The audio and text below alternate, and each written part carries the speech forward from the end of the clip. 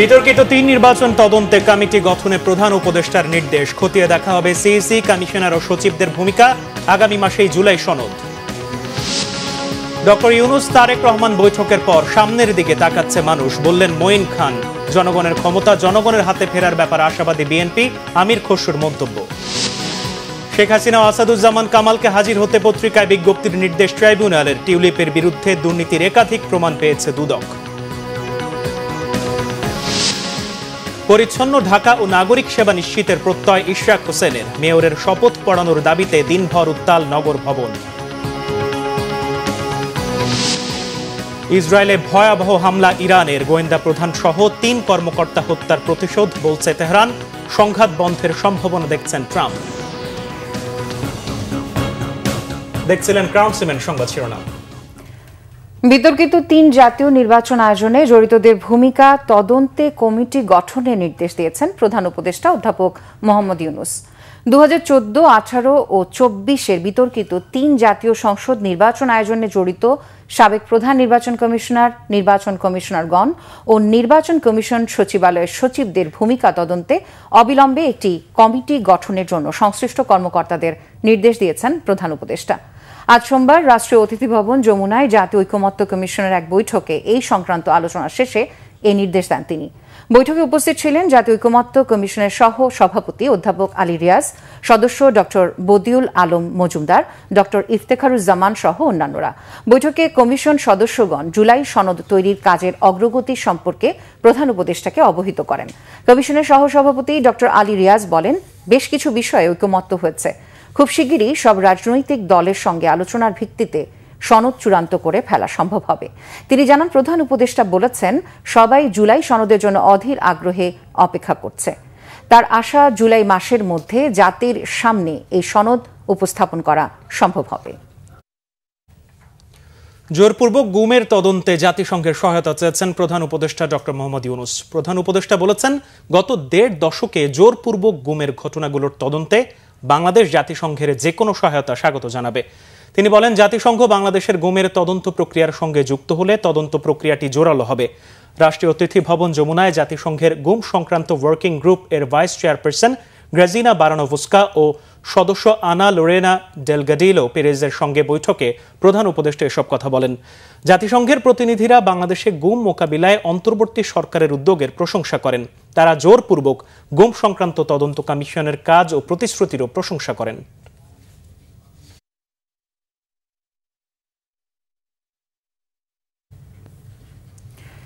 গুমের শিকার কিংবা খোঁজ পাওয়া যায়নি এমন ব্যক্তির পরিবারকে মিসিং পারসন সার্টিফিকেট দেওয়ার কথা ভাবছে সরকার। এছাড়াও আগামী 1 মাসের মধ্যে গুম বিষয়ক আইন পাশের উদ্যোগ নেয়ার আশ্বাস দিয়েছেন আইন উপদেষ্টা আসিফ নজরুল। সচিবালয়ে জাতিসংঘের গুম সম্পর্কিত কার্যনির্বাহী দলের সাথে বৈঠক শেষে আইন উপদেষ্টা জানান, সরকারি চাকরি অধ্যাদেশ পুনর্বিবেচনার সুযোগ রয়েছে। রিপোর্ট সৈয়দ আব্দুল মোহিতের। আমি আপনার পুরো উদ্যোগ বুঝেছি। 4 দিনের সফরে ঢাকায় এসে সচিবালয়ে আইন উপদেষ্টা ডক্টর আসিফ নজরুলের সাথে সাক্ষাৎ করেন জাতিসংঘের মানবাধিকার কমিশনের গুম বিষয়ক ওয়ার্কিং গ্রুপের 2 সদস্য গ্রাজিনা বারানোভস্কা ও আনা লোরেনা দেলগাদিলো পেরেজ। সংস্থাটির পক্ষে বাংলাদেশের প্রথম সফর এটি। তারা আমাদের কিছু কার্যক্রমের প্রশংসা করেছে। পরে বৈঠকের বিস্তারিত তুলে ধরেন আইন উপদেষ্টা। মিসিং পারসন সার্টিফিকেট সেটা আমরা বিবেচনা করছি। এই মিসিং পারসন সার্টিফিকেট যার কাছে থাকবে উনি ওনার পরিবারে কেউ যদি গুমের শিকার হয় তাহলে ব্যাংক অ্যাকাউন্ট নিয়ে ডিল করা, উত্তরাধিকারিত্ব প্রশ্ন, এগুলি নিয়ে যেন উনি প্রতিকার পেতে পারে, ডেথ সার্টিফিকেটের মতোই প্রতিকার পেতে পারে, সেটা আমরা চিন্তা করছি খুব সিরিয়াসলি। এটা অবশ্যই করা দরকার।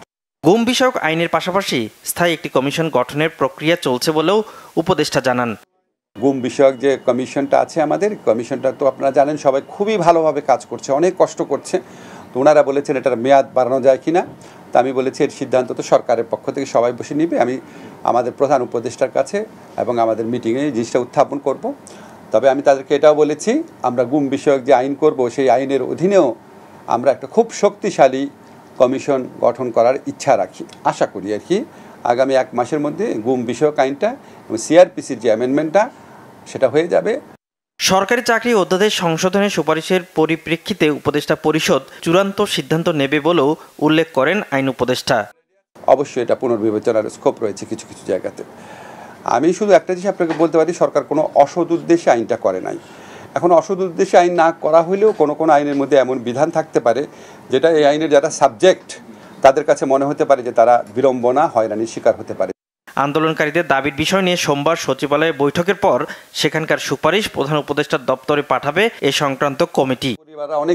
সৈয়দ আব্দুল মুহিত, বাংলা ভিশন, ঢাকা। বিএনপির স্থায়ী কমিটির সদস্য ডক্টর আব্দুল মঈন খান বলেছেন, লন্ডন বৈঠকের পর বাংলাদেশের গুণগত পরিবর্তন হয়েছে। ঢাকায় নিযুক্ত ব্রিটিশ হাই কমিশনার সারাহ কুকের সঙ্গে বৈঠক শেষে ব্রিফিংয়ে তিনি কথা বলেন। সকাল 10:30টায় গুলশানে বিএনপির চেয়ারপারসনের রাজনৈতিক কার্যালয়ে এই বৈঠক হয়। বৈঠকে বিএনপি মহাসচিব মির্জা ফখরুল ইসলাম আলমগীর, দলের স্থায়ী কমিটি ও চেয়ারপারসনের ফরেন অ্যাফেয়ার্স অ্যাডভাইজারি কমিটির সদস্য ডক্টর আব্দুল মঈন খান এবং সাংগঠনিক সম্পাদক শামা ওবায়দ উপস্থিত ছিলেন। বৈঠকে পারস্পরিক স্বার্থ সংশ্লিষ্ট বিষয়সহ বাংলাদেশের চলমান রাজনৈতিক পরিস্থিতি, গণতন্ত্র, মানবাধিকার ও ভবিষ্যৎ নির্বাচন নিয়ে আলোচনা হয়। পরে ব্রিফিংয়ে মঈন খান বলেন, লন্ডনে প্রধান উপদেষ্টা ডক্টর মোহাম্মদ ইউনূস ও বিএনপির ভারপ্রাপ্ত চেয়ারম্যান তারেক রহমানের বৈঠকের পর মানুষ এখন উৎসাহী, সামনের দিকে তাকাচ্ছে। মানুষ এখন চিন্তা করছে দেশে গণতন্ত্র ফিরে আসছে। এই গণতন্ত্রের জন্যই বাংলাদেশের সৃষ্টি হয়েছিল বলেও মন্তব্য করেন ডক্টর আব্দুল মঈন খান।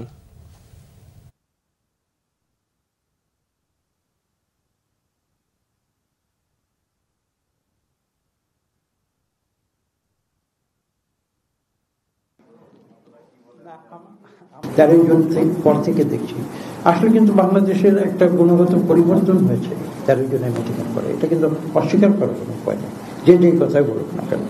মানুষ এখন উৎসাহী, একটা সামনের দিকে তাকাচ্ছে। মানুষ সেখানে চিন্তা করছে যে দেশে আবার গণতন্ত্র ফিরে আসবে। বাংলাদেশের মানুষ ভোট দিতে চায়, একটা উৎসব মুখর। এটা একটা বাংলাদেশের মানুষের জন্য, আমরা যেমন বৈশাখ মাসে 14ই এপ্রিল আমরা যেমন উৎসব করি, নববর্ষের উৎসব করি, বাংলাদেশের মানুষের কাছে কিন্তু ভোটের দিনটি এরকম একটি উৎসবের দিন। কাজেই তারা উন্মুখ হয়ে আছে কখন ভোট দেবে, কখন তাদের যে মৌলিক অধিকার তারা সেটা প্রয়োগ করবে এবং তাদের সত্যিকার যে প্রতিনিধি তাদেরকে নির্বাচিত করবে। বিএনপি স্থায়ী কমিটির সদস্য সালাউদ্দিন আহমেদ জানিয়েছেন, লন্ডন বৈঠকে দায়মুক্তির বিষয়ে আলোচনা ছিল না, তবে অন্তর্বর্তী সরকারের রেকটিফিকেশন লাগবে, তা যেন তাদের মাথায় থাকে। দলটির স্থায়ী কমিটির আরেক সদস্য ডক্টর AZM জাহিদ হোসেন বলেছেন, জনগণের প্রতি অন্তর্বর্তী সরকারের কোনো দায়বদ্ধতা নেই। আহমেদ সারওয়ারের রিপোর্ট। বর্তমান রাজনৈতিক পরিস্থিতি এবং কল্যাণ রাষ্ট্রের ভাবনায় জাতীয় বাজেট শিরোনামে জাতীয় প্রেস ক্লাবে আলোচনার আয়োজন করে নাগরিক ঐক্য। এতে বিএনপি স্থায়ী কমিটির সদস্য সালাউদ্দিন আহমেদ বলেন, এটা গণমুখী বাজেট নয়, গতানুগতিক। কল্যাণ বাজেট করতে আরো সংস্কারের তাগিদ তার। তাদের দায় মুক্তির বিষয়ে লন্ডনে কোনো আলোচনা হয়েছে কিনা? না, কারো দায় মুক্তির বিষয়ে আমাদের কোনো আলোচনার প্রসঙ্গ ছিল না। কনস্টিটিউশনালি আপনাদের এই সরকারের রেটিফিকেশন লাগবে ইন দ্য নেক্সট পার্লামেন্ট, এটাও আপনারা মাথায় রাখবেন। এবং রেটিফিকেশন লাগলে এই লেজিটিমেসি কিভাবে দেয়া হবে, কোন জায়গায় দেয়া হবে, সেটাও আমরা বিবেচনা করব। লন্ডনের আলোচনার সূত্র ধরে যে সিদ্ধান্তটা হয়েছে সেটা খুব শিগগির ইলেকশন কমিশনে যথাযথ প্রক্রিয়ায় কমিউনিকেট করবেন বলে আশা করি। আলোচনায় বিপ্লবী ওয়ার্কার্স পার্টির সাধারণ সম্পাদক সাইফুল হক বলেন, ঢাকায় সরকারের কিছু কাজ করলেও গ্রামে কোনো কাজ করছে না। আর লন্ডন বৈঠকে বরফ কিছুটা গলেছে বলে মত দেন মাহমুদুর রহমান মান্না। যে সরকার ন্যূনতম সেবাগুলো দিতে পারছে না, প্রতিদিন সামাজিক নৈরাজ্যের বিস্তার ঘটছে, প্রতিদিন নানা ধরনের অনাচারের জায়গাটা পড়ছে, এবং যে সরকারের কোনো জবাবদিহিতা নাই। ভবিষ্যতে যখন তত্ত্বাবধায়ক সরকার যখন পার্লামেন্টে আসবে, আমাদের দল থেকে আমরা পরিষ্কার করে মনে করি, যখন আমরা নতুন করে এই সংবিধানের তত্ত্বাবধায়ক বিধান যুক্ত করব, তত্ত্বাবধায়ক সরকারকে পরবর্তী ইলেকটেড গভর্নমেন্টের কাছে, পার্লামেন্টের কাছে অতি অবশ্যই তাদের টেনিওরের 90 দিন হোক 120 দিন হোক, এই শাসনের জন্য তাদেরকে জবাবদিহিতার বিধান যুক্ত করতে হবে। একটা বরফ তো জমাট বাঁধার মতো হয়ে গেছিল। ভোটটা কি হবে? We are very happy. আমি খুবই খুশি। আমি একদম প্রাথমিক রিয়াকশনই দিয়েছি। আমি মনে করেছি বরফটা গলতে শুরু করেছে, এটা দরকার ছিল। আমি যে সংস্কার বলছি, বিচার বলছি, যাই বলছি, কেন বলছি? কারণ আমি গণতন্ত্রে যেতে চাই, স্বৈরাচার উৎখাত করতে চাই। স্বৈরাচার উৎখাত হয়েছে, গণতন্ত্র নির্মাণ করতে চাই। আর গণতন্ত্র যদি নির্মাণ করতে চাই, তাহলে একেবারে প্রথম কন্ডিশন একটা কোয়ালিটি, সবার কাছে গ্রহণযোগ্য নির্বাচন অনুষ্ঠান করা।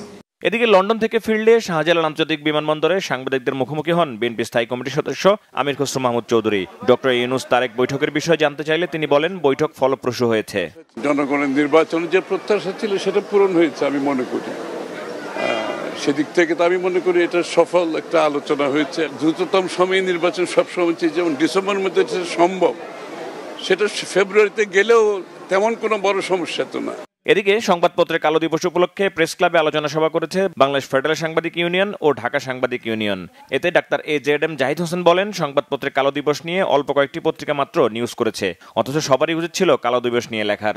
অন্তর্বর্তীকালীন সরকার একটা কোন একটি দায়বদ্ধতা আছে, কিন্তু জনগণের প্রতি দায়বদ্ধতা বলতে যেটা বোঝা যায় সেটি তো তাদের নেই। তারা একটি নির্ধারিত কাজ অল্প সময়ের জন্য এসেছে, কাজে ইউনিট টু যার প্রতি মানুষের বিশ্বাস আছে doctor Mohammad Yunus sir. Ahmed Sarwar, Bangla Vision, Dhaka. 7 দিনের মধ্যে শেখ হাসিনা ও সাবেক স্বরাষ্ট্রমন্ত্রী আসাদুজ্জামান খান কামালকে হাজির হওয়ার নির্দেশনা দুটি জাতীয় পত্রিকায় বিজ্ঞপ্তি আকারে প্রকাশের নির্দেশ দিয়েছে আন্তর্জাতিক অপরাধ ট্রাইব্যুনাল। ট্রাইব্যুনালের চেয়ারম্যান গোলাম মোর্তজা মজুমদার আজ এ আদেশ দেন। বিস্তারিত নাবিল জাহাঙ্গীরের রিপোর্টে। জুলাই গণহত্যার অভিযোগে 1 জুন সাবেক প্রধানমন্ত্রী শেখ হাসিনা, সাবেক স্বরাষ্ট্রমন্ত্রী আসাদুজ্জামান খান কামাল এবং সাবেক আইজিপি চৌধুরী আব্দুল আল মামুনের বিরুদ্ধে করা মামলার অভিযোগপত্র দাখিল করে প্রসিকিউশন। পরে তা আমলে নিয়ে শেখ হাসিনা ও আসাদুজ্জামান খান কামালকে পলাতক দেখিয়ে তাদের বিরুদ্ধে গ্রেপ্তারি পরোয়ানা জারি করে ট্রাইব্যুনাল। সোমবার মামলা শুনানিতে হাজির করা হয় একমাত্র গ্রেপ্তারকৃত আসামি চৌধুরী আব্দুল আল মামুনকে। চিফ প্রসিকিউটর ট্রাইব্যুনালকে জানান, আইন শৃঙ্খলা বাহিনী বারবার চেষ্টা করেও গ্রেপ্তার করতে পারেনি অপর 2 আসামিকে। বিভিন্ন সময় অভিযান পরিচালনা করে তাদেরকে সেখানে পাওয়া যায়নি। তারা রিপোর্ট দিয়েছেন আরও যে বিভিন্ন সামাজিক যোগাযোগ মাধ্যম এবং পত্রপত্রিকার রিপোর্ট থেকে তারা জানতে পেরেছেন যে এই আসামিদ্বয় গ্রেপ্তার এড়ানোর জন্য বর্তমানে ভারতে পলাতক অবস্থায় রয়েছেন। মামলার পরবর্তী তারিখ 24 জুন। আসামিরা ট্রাইব্যুনালে হাজির না হলে আইন অনুযায়ী তাদের অনুপস্থিতিতেই বিচার কাজ শুরু করা হবে। সেটা আমাদের আইনের সুনির্দিষ্টভাবে বর্ণনা করা আছে। তারা যদি এই সময়ের মধ্যে উপস্থিত না হন তাহলে আদালত আইন অনুযায়ী পরবর্তী কার্যধারা গ্রহণ করবেন এবং তাদের অনুপস্থিতিতেই বিচার কার্য পরিচালিত হবে। এই মামলা ছাড়াও শেখ হাসিনার বিরুদ্ধে ট্রাইব্যুনালে আরও 2টি মামলা চলমান। নাবিল জাহাঙ্গীর, বাংলা ভিশন, ঢাকা। যুক্তরাজ্যে থাকা বসুন্ধরা গ্রুপের মালিকের 2 ছেলের সম্পদ জব্দে চিঠি দিয়েছে দুর্নীতি দমন কমিশন। আর টিউলিপ সিদ্দিকীর বিরুদ্ধে দুর্নীতির একাধিক প্রমাণ মিলেছে বলে দাবি দুদক চেয়ারম্যান ডক্টর আব্দুল মোমেনের। এক সংবাদ সম্মেলনে এসব তথ্য জানান তিনি। দুদক চেয়ারম্যান বলেন, টিউলিপ সিদ্দিক অবস্থার পরিপ্রেক্ষিতে কখনো নিজেকে ব্রিটিশ, কখনো বাংলাদেশি বলে দাবি করছেন। তবে বাংলাদেশি পরিচয়ের আড়ালে তার মৎস্য খামার ও ট্যাক্স ফাইলে অস্বাভাবিক সম্পদসহ দুর্নীতির প্রমাণ পেয়েছে দুদক। এ সময় দুদক চেয়ারম্যান আরও জানান, বিদেশে পাচারের অর্থ ফেরত আনতে কাজ করছে দুদক। অভিযোগ করেন, দুর্নীতির টাকায় যুক্তরাজ্যে সম্পদের পাহাড় গড়েছেন সাইফুজ্জামান জাভেদের ভাই রনি ও বসুন্ধরা মালিকের 2 ছেলে। আজকে আমরা আরো কয়েকটা, একজন জাভেদের একজন ভাই আছেন, তার নাম রনির প্রপার্টি, তারপরে আকবর সুবহান সাহেবের 2 ছেলে সাফিয়ান এবং সাদাত, এই 2 জনের প্রপার্টি সম্পর্কে আমরা তথ্য পাঠিয়েছি। আরও একজন মিস্টার ইমাম, আদনান ইমাম, তার ব্যাপারেও কিছু তথ্য আমরা পাঠিয়েছি। আমরা আশা করি সুফল পাব। ঢাকা দক্ষিণ সিটির মেয়রের শপথ দ্রুত করানো না হলে নগর ভবনের আন্দোলন বন্ধ হবে না বলে করেন বিএনপি নেতা ইশরাক হোসেন। তবে আন্দোলন চললেও নাগরিক সেবা বন্ধ না করতে ঢাকা দক্ষিণ সিটির কর্মকর্তা ও কর্মচারীদের প্রতি আহ্বান জানিয়েছেন তিনি। মহিবুল্লাহ মুহিবের রিপোর্টে বিস্তারিত। সোমবার নগর ভবন অডিটোরিয়ামে ঢাকা দক্ষিণ সিটি কর্পোরেশনের বর্জ্য ব্যবস্থাপনা বিভাগের কর্মকর্তা ও কর্মচারীদের সাথে মতবিনিময় করেন ইশরাক হোসেন। পরিচ্ছন্ন ঢাকা ও নাগরিক সেবা নিশ্চিতে প্রত্যেককে যথাযথ দায়িত্ব পালনের পরামর্শ দেন তিনি। এ সময় ইশরাক হোসেনের হাতে ফুল ও সম্মাননা তুলে দেন কর্মকর্তা কর্মচারীরা। পরে গণমাধ্যমের উদ্দেশ্যে দেয়া এক বক্তব্যে ইশরাক হোসেন বলেন, আন্দোলনের কারণে যাতে জনদুর্ভোগ তৈরি না হয় সেজন্য নগর ভবনের কর্মকর্তা কর্মচারীদের অনুরোধ জানিয়েছেন তিনি। এই নগর ভবনের এই অনুষ্ঠান না, যে কোনো অনুষ্ঠানে আমাকে আমন্ত্রণ জানালে তারা আমাকে মেয়র হিসেবে তারা ব্যানারে লিখতে পারে। এটা আমার দাবি না, এটা আমার জনগণের দাবি এটা বাংলাদেশের সর্বোচ্চ আদালতের মাধ্যমে এটা প্রতিষ্ঠা পেয়েছে। অতএব আজকে যারা এটা নিয়ে আবারও কথা তোলার চেষ্টা করছে তাদেরকে বলবো যে তারা নিজেদের জ্ঞানকে আরেকটু পরিমার্জিত করে আরেকটু সমৃদ্ধ করে তারা যাতে কথা বলে, কারণ বাংলাদেশের নির্বাচন কমিশন কর্তৃক যে গ্যাজেট প্রকাশ করা হয়েছে সেখানে স্পষ্টভাবে উল্লেখ রয়েছে যে ঢাকা দক্ষিণ সিটি কর্পোরেশনের মেয়র হিসেবে আমাকে সেখানে ঘোষণা করা হয়েছে। আদালতের রায় এবং নির্বাচন কমিশনের গেজেট অনুসারে শপথ পড়াতে স্থানীয় সরকার মন্ত্রণালয়কে আবারও অনুরোধ জানান বিএনপির এই নেতা। আপনাদের মাধ্যমে আমরা সরকারকে আবারও আহ্বান জানাতে চাই যে তারা যাতে আর জনদুর্ভোগ না বাড়িয়ে আর কালক্ষেপণ না করে, আর একটা মিনিটও যাতে তারা কালক্ষেপণ না করে দ্রুততম সময় যাতে বাংলাদেশের সর্বোচ্চ আদালত মহামান্য আপিল বিভাগের রায়ের পরিপ্রেক্ষিতে আমাকে যে মেয়র হিসাবে নির্বাচন কমিশন কর্তৃক গ্যাজেট প্রকাশ করা হয়েছে সেটির আলোকে যাতে দ্রুততম সময়ে শপথ গ্রহণের অনুষ্ঠানটি সম্পন্ন করতে পারে এবং নগরবাসীর যে দুর্ভোগ, যে দীর্ঘদিন যাবৎ যে নগর ভবন একটি অচল অবস্থার মধ্যে রয়েছে, এখানে আরও কিছু সেবা রয়েছে যেগুলোকে এখনও এই জনগণের স্বতঃস্ফূর্ত আন্দোলনের কারণে এখনও চালু করা সম্ভব হচ্ছে না, সেটি যাতে দ্রুততম সময়ে আমরা চালু করতে পারি। এদিকে সোমবার সকাল থেকেই ইশরাক হোসেনকে ঢাকা দক্ষিণ সিটি কর্পোরেশনের মেয়রের দায়িত্ব দেওয়ার দাবিতে নগর ভবনের সামনে অবস্থান নিয়ে বিভিন্ন স্লোগান দেন তার সমর্থকরা। মুহিবুল্লাহ মুহিব, বাংলা ভিশন, ঢাকা। সর্বসাধারণের শ্রদ্ধা ও ভালোবাসায় সিক্ত হয়ে চিরবিদায় নিলেন বীর মুক্তিযোদ্ধা গণফোরাম সভাপতি মোস্তফা মহসিন মন্টু। তাকে শেষ বিদায় জানাতে কেন্দ্রীয় শহীদ মিনারে জড়ো হন বিভিন্ন রাজনৈতিক দলের নেতাকর্মী ও নানা শ্রেণী পেশার মানুষ।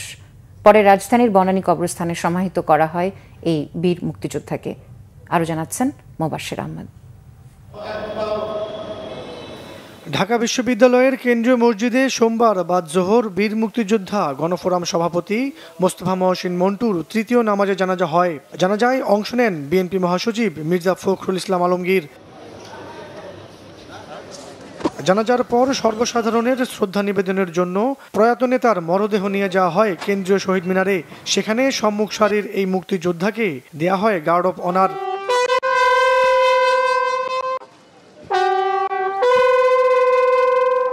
পরে কফিনে ফুল দিয়ে শ্রদ্ধা জানান বিভিন্ন রাজনৈতিক দলের নেতারা।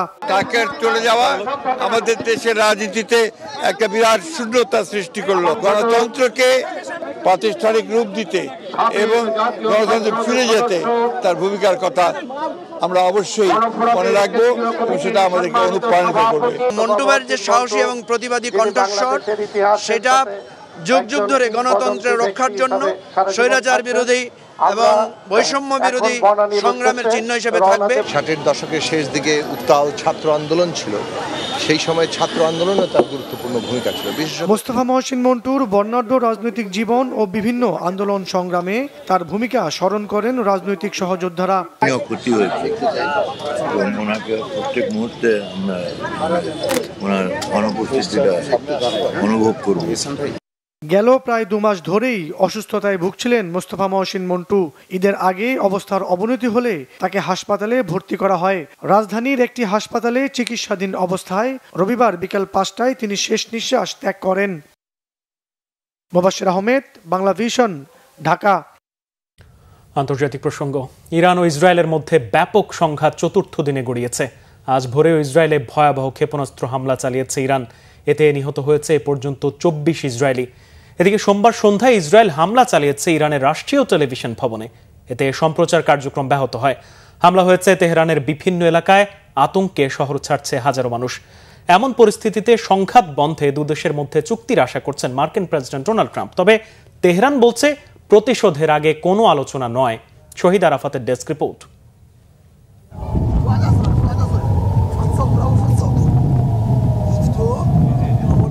প্রতিশোধ নিতে আবারও ইসরায়েলের মাটিতে ভয়াবহ মিসাইল হামলা চালিয়েছে ইরান। এসব মিসাইল আঘাত হানে তেল আবিব ও জেরুজালেম সহ দেশটির বিভিন্ন শহরে। আইডিএফ জানিয়েছে তেহরানের হামলায় ইসরায়েলের পেটা টিকবা শহর ব্যাপক ক্ষতিগ্রস্ত হয়েছে। হতাহত হয়েছে বেশ কয়েকজন। এর আগে সাইরেনের শব্দে ঘরবাড়ি ছেড়ে নিরাপদ আশ্রয়ে সরে যায় সাধারণ বাসিন্দারা। রবিবার ইসরায়েলি হামলায় ইরানের বিপ্লবী গার্ডের গোয়েন্দা প্রধান মোহাম্মদ কাজিমি সহ 3 কর্মকর্তা নিহত হন। এরপরই প্রতিশোধ নিতে সোমবার ভোর থেকে শক্তিশালী এ মিসাইল হামলা শুরু করে ইরান।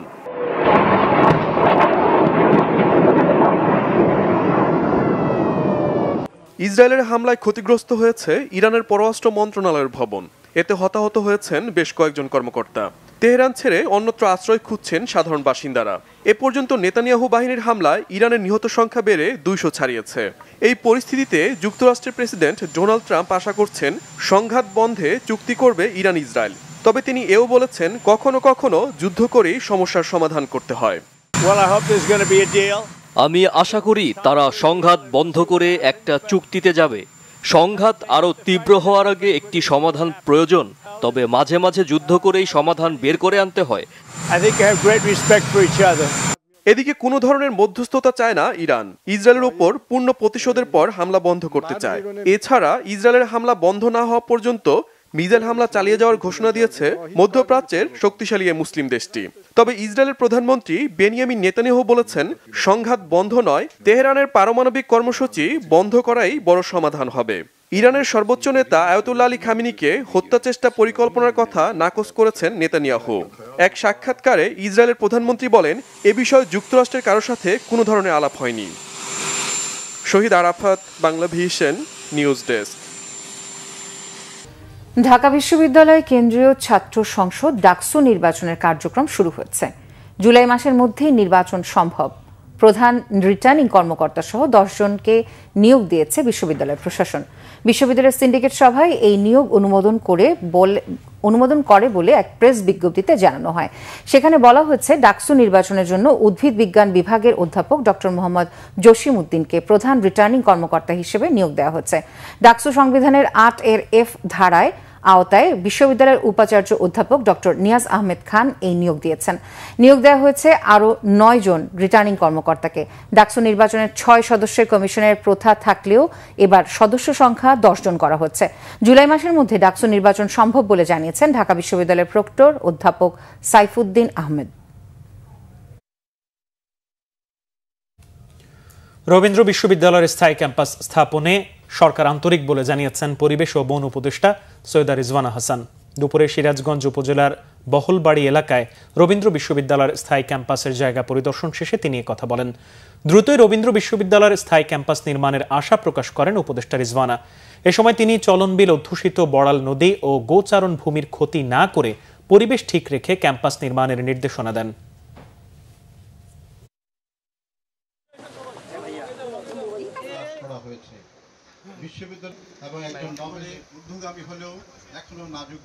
আপনাদের নিজস্ব একটা ক্যাম্পাসের দাবি, একটা যৌক্তিক দাবি।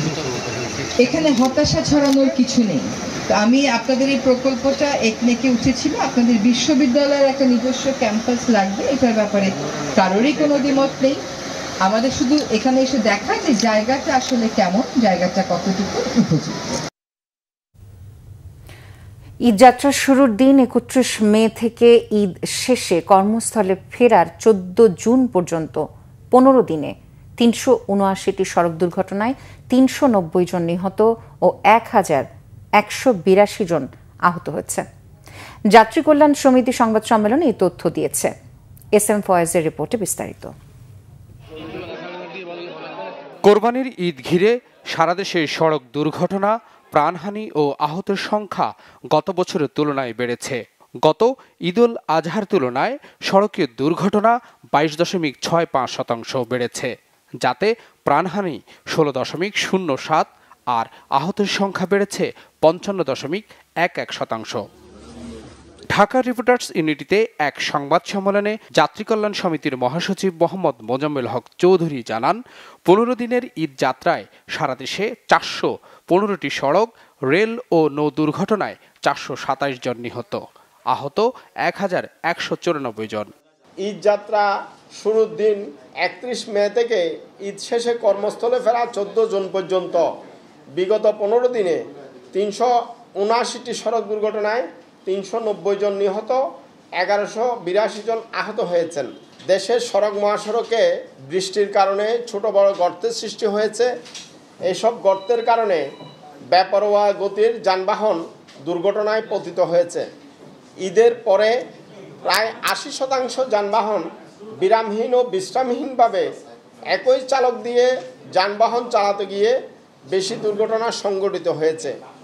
ফলে এইসব দুর্ঘটনায় সিংহভাগ খাদে পড়া এবং কোনোটি ট্রাকের পেছনে লেগে দুর্ঘটনা বেশি ঘটেছে। সবচেয়ে বেশি দুর্ঘটনা হয়েছে সড়কে। ৩৭৯টি সড়ক দুর্ঘটনায় প্রাণ গেছে ৩৯০ জনের। রেলপথে ২৫টি দুর্ঘটনায় ২৫ জন নিহত, আহত ১২ জন। আর নৌপথে ১১টি ঘটনায় প্রাণ হারিয়েছেন ১২ জন, নিখোঁজ রয়েছেন ৬ জন। এসএম ভয়েস, বাংলা ভিশন, ঢাকা। ড্রোন তৈরি করে সাড়া ফেলা চট্টগ্রাম বাঁশখালীর তরুণ আশির উদ্দিনের পাশে দাঁড়িয়েছে বিএনপি। তার স্বপ্নকে আরও বড় পরিসরে ডানা মেলার সুযোগ দিতে আমরা বিএনপি পরিবারের ব্যানারে হাত বাড়িয়েছেন দলের ভারপ্রাপ্ত চেয়ারম্যান তারেক রহমান। মেধাবী এ তরুণের বাড়িতে গিয়ে এই বার্তা পৌঁছে দিয়েছেন বিএনপির সিনিয়র যুগ্ম মহাসচিব রুহুল কবির রিজভী। চট্টগ্রাম থেকে শাহেদা পিয়া রিপোর্ট।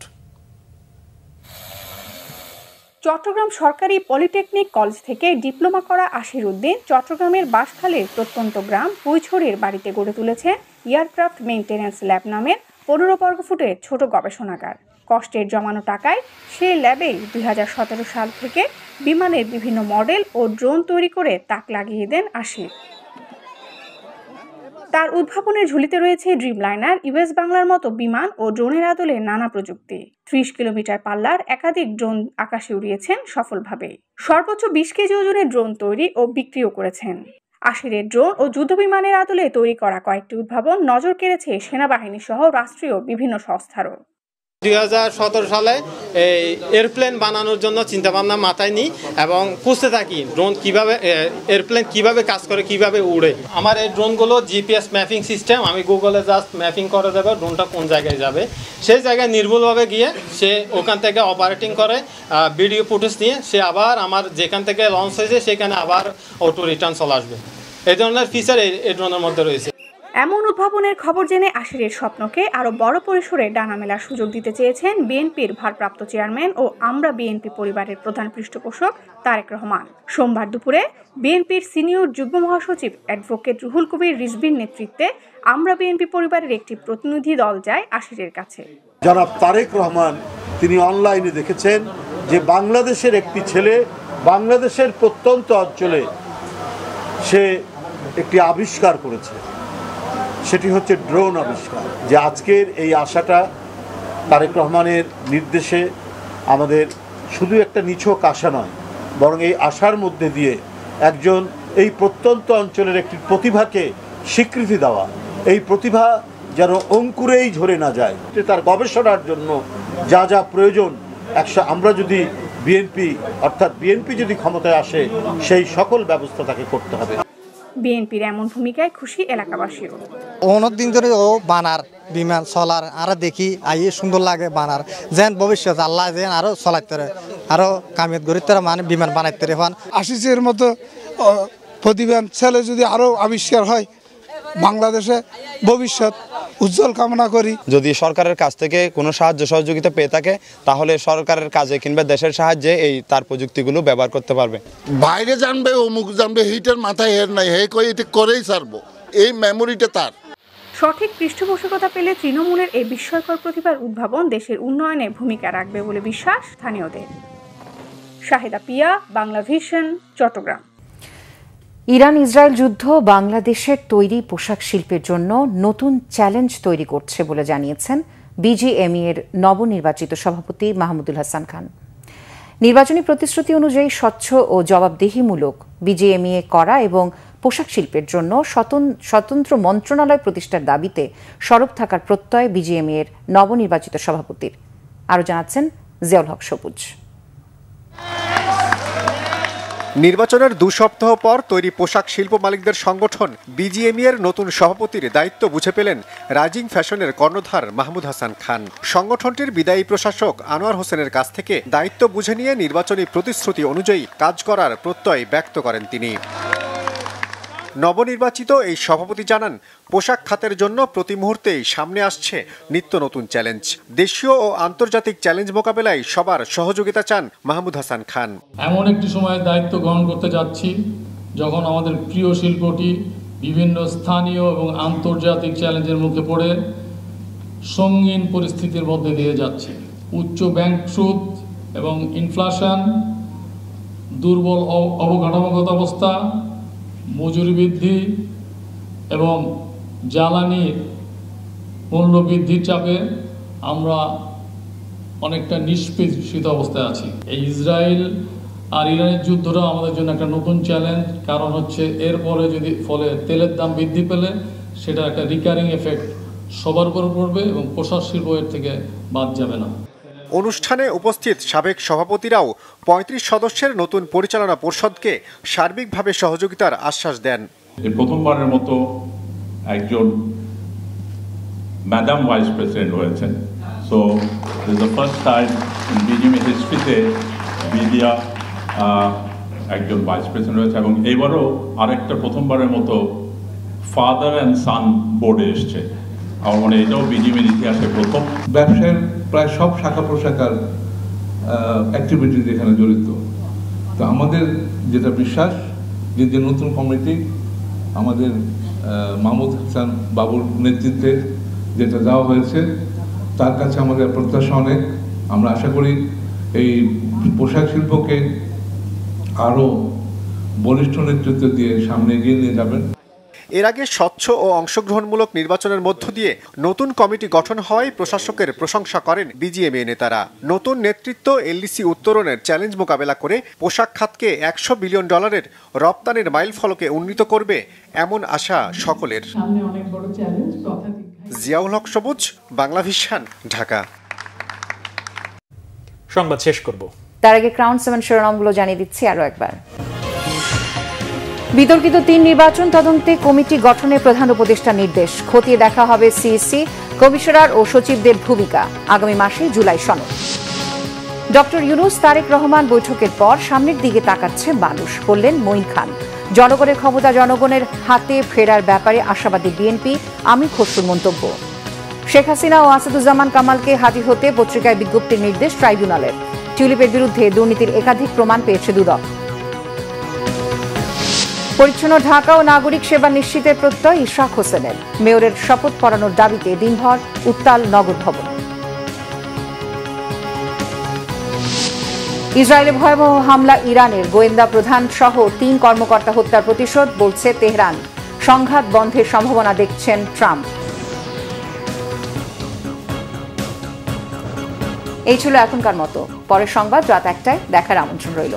এছাড়া বাংলা ভিশন সংবাদ ও সংবাদ সংশ্লিষ্ট অনুষ্ঠান দেখতে ভিজিট করুন www.bvnews24.com ও facebook.com/banglavisionnews এবং সাবস্ক্রাইব করুন youtube.com/banglavisionnews। ধন্যবাদ। শুভরাত্রি।